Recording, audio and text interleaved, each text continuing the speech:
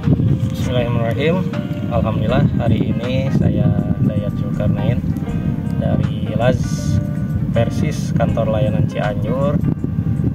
Saat ini kita sedang berada di kolam apung Cirata yang hari milik Kang Nana. Kang Nana salah seorang anggota pemuda Persis Cianjur yang berada di PC Cibeber ya. Namun berusaha melakukan kegiatan ekonomi di Cirata. Ya, Kang Nana. Sehat Kang Nana? Alhamdulillah Kang. Salam saudara. Kang Nana teh sudah berapa lama ini mulai berbisnis kolam apung di Janghari? Assalamualaikum warahmatullahi wabarakatuh. Menekuni usaha ikan di Kajia ini pertama kali itu tahun 2006. Berarti sudah sekitar 17 tahun ya. 17 tahun di sini. Tempat berpindah-pindah, nggak hanya di sini gitu. Berhubung ada kendala gitu. Jadi terpaksa kolam dipindah-pindah gitu, nggak di satu tempat. Ini udah yang ketiga kali pindah ke sini. 3 kali, tapi masih di Cirata. Masih di area Cirata. Gitu. Untuk ini jenis ikan nih yang ditanam di sini, yang dikelola sama Kang Nana ini jenisnya apa aja? Kalau sekarang itu lebih fokus ke ikan nila sama ikan patin. Kalau dulu kan sempat sama ikan mas gitu. Ikan lama itu udah paling setahun terakhir sekarang lah gitu, fokus di ikan nila sama patin. Kalau sebelumnya sama ikan mas ya, berhubung ada kenaikan pakan gitu ya. Ya kan secara ini ikan mas lebih populer lah ya untuk di orang awam ya. Lebih konsumtif lah gitu. Jadi mungkin secara bisnis saat ini di ikan nila sama patin, ya, patin yang lebih difokuskan gitu. Untuk ini pas awal nih merintis usaha ini, kisaran modal lah kasarnya mungkinnya itu kisaran berapa? Sebetulnya ini modal dari bukan langsung modal gitu, ngeluarin modal, tapi sebelumnya bekerja dulu. Bekerja dulu. Tahun ya? Itu hampir punya kakak itu juga gitu ya. Hampir sekitar 5 tahun atau bahkan sekarang juga masih ada yang nitip 2 unit gitu, 2 unit itu punya orang Bandung gitu ya. Kalau milik pribadi paling sekarang cuma 3 gitu, 3 unit itu hasil dari nabung dari awal gitu sampai. Jadi kalau dikalkulasikan agak susah juga ya. Iya, kalkulasikan agak susah juga. Kalau misalkan nih kalau kita beli 1 unit nih, 1 unit kolam apung ini kisaran lah rata-rata berapa itu? Ya, kalau paling sekarang itu kolam yang bekas aja lah sekitar di antara rata-rata 8 juta 9 juta itu. 8 juta untuk yang 1 unit itu ya. 1 unit itu. Berapa kolam itu? 4 kolam. 4 kolam rata-rata. Iya. 8 juta. Jadi kita kalau istilahnya mau mulai usaha itu nyari yang bekas ya. Kan nggak boleh juga nambah ya sekarang ya? Iya, itu ada ketentuan dari pemerintah itu, khususnya ada penertiban juga, bahkan yang lama-lama juga sempat ada penertiban secara teratur lah. Iya, secara teratur setiap tahun gitu. Bahkan punya saya juga itu udah 2 unit udah ditertibkan. Asalnya 7 unit gitu. Iya. Jadi kalau misalkan ada orang mau usaha sekarang tuh paling beli yang bekas. Iya, paling yang bekas itu. Dibayangi istilahnya dengan penertiban ya. Iya, ada penertiban dari pemerintah. 8 juta unit, belum lagi mungkin modal benih, kemudian pakan. Gitu. Untuk 1 unit nih misalkan full kita tebar benih itu paling berapa? Ya, kisaran kalau kita beli benih sekitar paling minimal 1 kintal aja, kalau kali harga benihnya 25.000 untuk nila misalkan, itu udah untuk benihnya aja udah 2.500.000 gitu. Itu kan kalau pakan tergantung punya gitu kan. Tapi kan istilahnya jumlah pakan berbanding lurus dengan panen gitu. Untuk sekarang itu tidak bisa ditentukan hasil persentasenya gitu. Kalau dulu pas waktu ikan mas itu minimal bisa dikalkulasikan 50% gitu hitungannya, 50%, bahkan bisa lebih, bisa nyampe 60% dari total pakan yang dikasih ke ikan. Bisa gitu. diprediksi Ya, kalau prediksi. ikan mas. Iya, kalau ikan mas. Kalau nilai itu berhubung dengan waktu gitu, nggak kayak ikan mas kan tiap hari itu dikasih makannya full gitu. Kalau nila gitu nggak, untuk saya ini nggak terlalu di full gitu, nggak kayak ikan mas gitu. Nah dari tebar benih itu karena dari pakan istilahnya untuk nila lah yang sekarang yang digeluti ya, untuk nila dan patin itu panen dalam jangka waktu berapa ya? Kalau nila itu kisaran 5 sampai 6 bulan. Kalau 6 bulan? Ya, kalau saya itu lumayan panjang. Ya, lumayan panjang untuk satu unit, berhubung ada beberapa unit gitu. Jadi bisa secara teratur gitu, tiap bulan bisa, bahkan 1 bulan atau 2 bulan bisa panen gitu. Jadi tebar benih itu tidak bareng Iya, semua ya? tidak bareng gitu ininya. Di tahap 5 sampai 6 bulan untuk nila ya. Iya. Itu paling dapatnya dari misalnya tadi tebar benih berapa 2,5 juta tuh ya? Ya. Itu paling dapat panen lah istilahnya, mulusnya berapa itu? Ya, yang terakhir aja kalau mulus itu 5 kintal itu udah dapat 5 kintal. Di harga tengkulak mungkin ya? Tengkulak ke bandar itu biasanya di atas 20 kalau seharga sekarang gitu. 20.000 berarti sekitar berapa? 10 juta. 10 juta Ya, 10 juta. Potong pakan lah ya. Pakan sama Operasional lah ya. Operasional sama bibit gitu. Oh, iya. Kalau untuk patin nah itu patin? Nah, kalau untuk patin ini lebih lama lagi. Lebih lama lagi? Iya, bisa nyampe 1 tahun gitu. 1 tahun? Iya, panen itu. Yang celengan lebaran. Celengan itu. 1 tahun? 1 tahun, bisa sampai 1 tahun itu. Untuk pakan sama itu nila sama patin? Kalau patin itu saya mengambil di ini pakan alternatif, roti BS gitu. Jadinya roti ya? BS kan berhubung kebutuhannya banyak gitu. Tapi harga patin kan jauh beda sama ikan mas. Untuk meminimalisir modal gitu, makanya beralih ke pakan alternatif gitu. Tapi dalam tumbuh kembangnya itu sama aja mungkin? Sama aja. Dari pelet sama roti BS gitu. Iya, sama-sama aja. Nah kalau dari patin itu paling patin misalkan bibit berapa tuh dari bibit kemarin kemarin tebar 3.500 ekor. 3.500 ekor. Itu pun bibitnya mengalami kematian gitu di awal-awal gitu. Itu bisa panen sampai 8 kintal, bahkan sampai 1 ton juga bisa kalau mulus mah gitu. Ya, untuk patin tuh di harga berapa diterima? Patin itu paling rendah itu harga 10.500. 10.500. Paling tinggi itu 12.000 paling tinggi. 12.000 paling tinggi 1 kilo di harga bandar gitu ya. Memang harga patin itu cenderung lebih di bawah gitu. Ya, oke, karena tadi kan berbicara omset lah ya, pendapatan ya, memang kalau dilihat angka mulusnya mah mantap ya. Ya, kalau mulus mah bisa tebar bibit 2,5 juta, panen bisa sampai 20 jutaan. Itu kan kalau mulus ya. Nah misalkan dalam perjalanan kan pasti tidak lepas lah dari kendala-kendala yang mungkin nanti adanya yang buat bikin gagal panen, kayak tadi kematian. Itu kendalanya nih yang istilahnya yang bikin tidak mulus atau bahkan sampai terhitung rugi lah ya. Coba digambarkan. Itu kalau dulu di ikan mas itu paling banyak itu yang kerugian itu karena virus sama virus, kemudian sama adanya ini upwelling air.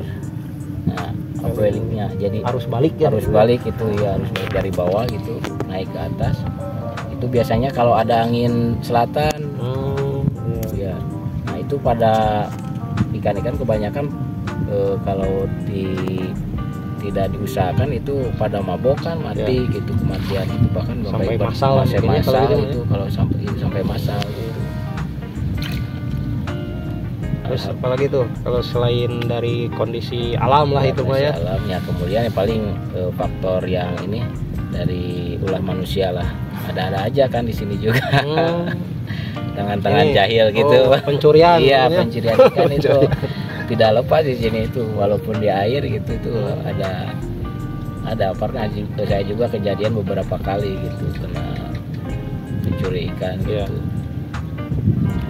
Oh itu ya kendalanya, karena jadi dari faktor alam, faktor manusia juga ya. Manusia ada. Kalau misalkan kan Kang Nana tuh bolak-balik ya dari rumah itu nggak tinggal di sini. Ya untuk sekarang itu enggak. Ada kendala juga atau gimana itu? Ya kalau untuk sekarang itu kendala di jalan itu, kendala kalau mau berangkat ke kolam itu kendala eceng gondok itu bisa menghambat perjalanan perahu gitu kan, eceng gondok. Sekarang apalagi sekarang musim angin dari utara, eceng bertumpuk di sini di daerah Calincing. Kebetulan saya turun dari sini gitu untuk pribadi gitu. Bahkan mungkin untuk kebanyakan petani juga eceng gondok itu mengganggu aktivitas di KJA ya. Nah untuk kendala perjalanan mungkin di akses jalan desa menuju arah Calincing ini kan sering dilewati angkot tuh. Akses jalannya itu perlu mendapatkan perhatian itu, becek, berlubang gitu, apalagi sekarang musim hujan gitu. Dari akses kurang lebih itu 4 kilo perjalanan gitu dari masuk ke sini itu.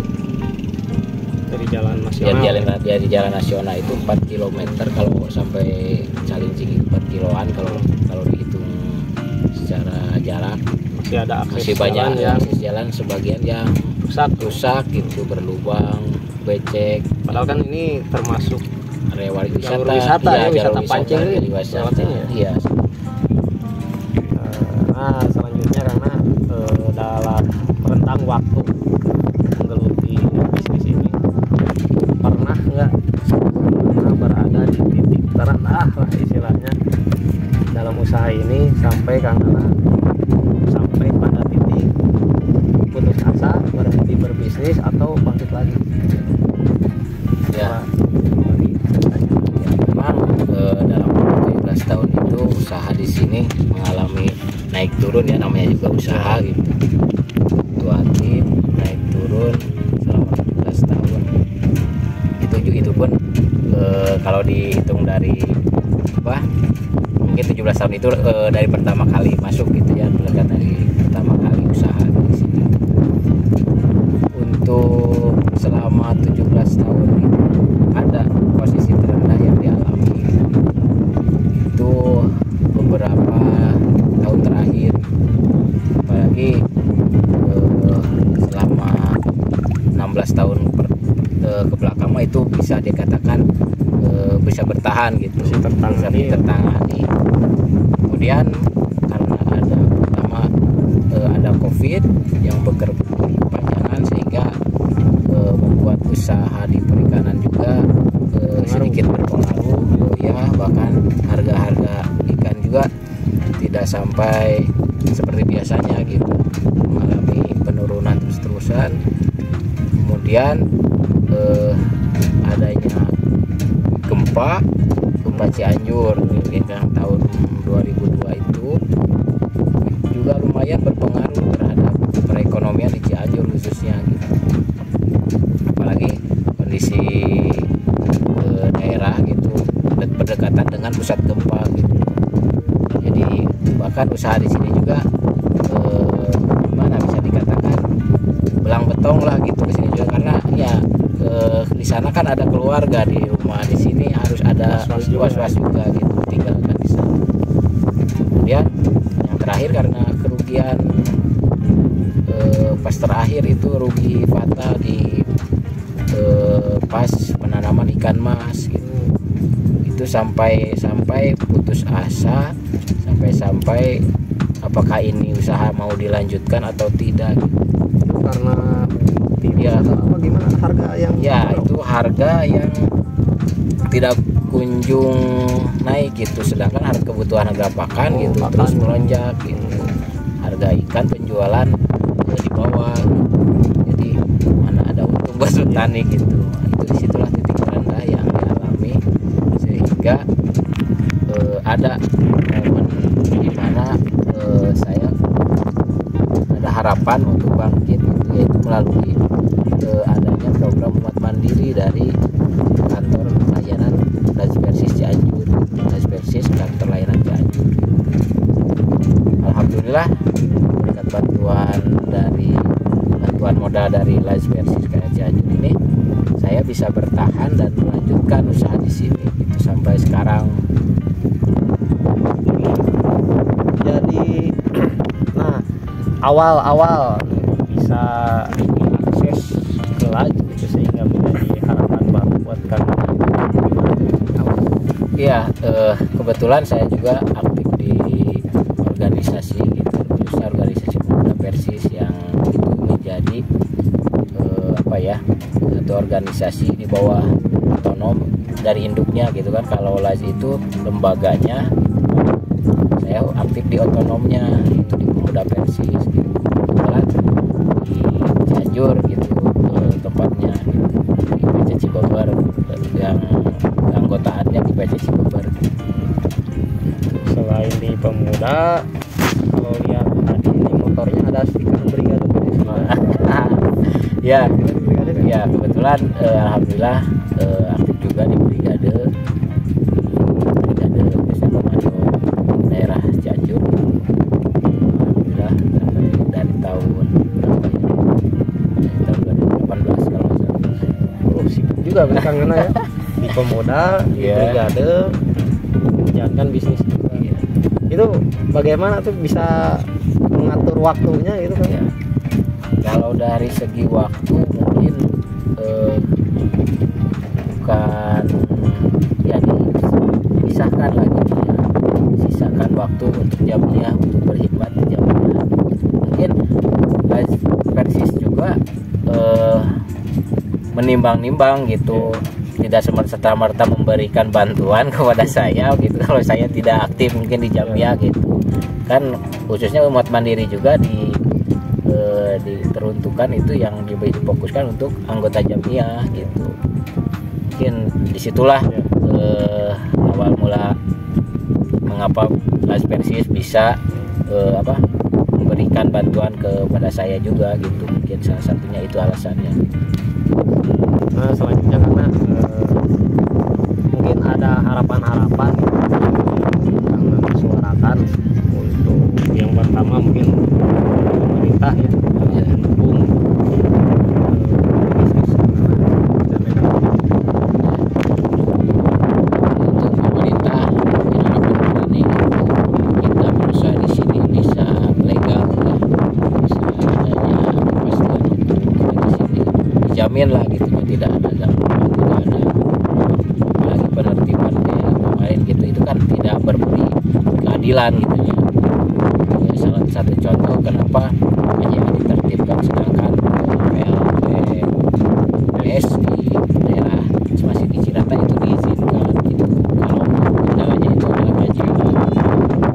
Ya satu lagi untuk kita juga tadi kan legalitas, dari segi legalitas keberadaan kita di sini. Kemudian kedua harapan saya khususnya umumnya petani di Cirata ini mungkin terkait penanganan eceng gondok di sini yang menghambat aktivitas para usaha di sini. Karena tidak sedikit juga gitu yang terkendala akibat adanya eceng gondok ini. Kemudian akses jalan menuju wisata Cirata ini, nah itu harus ada perhatian dari pemerintah juga gitu. Mungkin itu harapan saya khususnya untuk pemerintah. Nah, selanjutnya mungkin ada harapan untuk Laispersis. Untuk Laispersis khususnya kayak Cianjur, mudah-mudahan kedepannya bisa lebih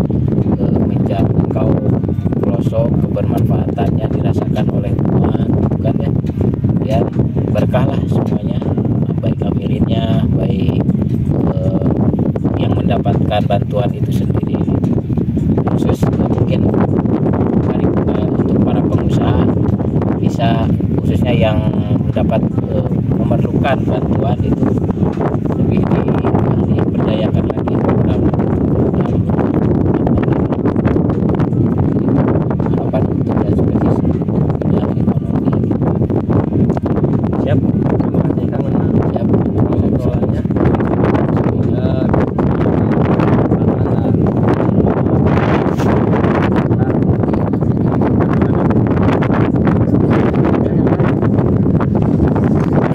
dari sosok Kang Nana ini kita belajar bagaimana kita memadukan, istilahnya menjaga keseimbangan antara hikmah dan jamiah serta menjalani kewajiban sebagai tulang punggung keluarga, tetap menjalankan bisnis, tetap mandiri, tetapi tetap di sela-sela itu berhikmah kepada jamiah. Beliau aktif di pemuda Persis, beliau aktif di Brigade Persis, sehingga dua sisi ini sebenarnya saling menguatkan gitu. Kita stabil berhubungan ke jamiah karena kita mandiri gitu. Kita punya perusahaan sendiri, dan begitu pun kita jalan berusaha karena ada dukungan dari jamiah, karena melihat istilahnya kiprah Kang Nana sendiri di jamiah. Yang mungkin itu yang bisa kita bagikan, kita sharing kesempatan kali ini. Semoga kita semua terus diberikan keberkahan oleh Allah Subhanahu wa Ta'ala di dalam menjalankan kesibukan kita hari-hari. Assalamualaikum warahmatullahi wabarakatuh.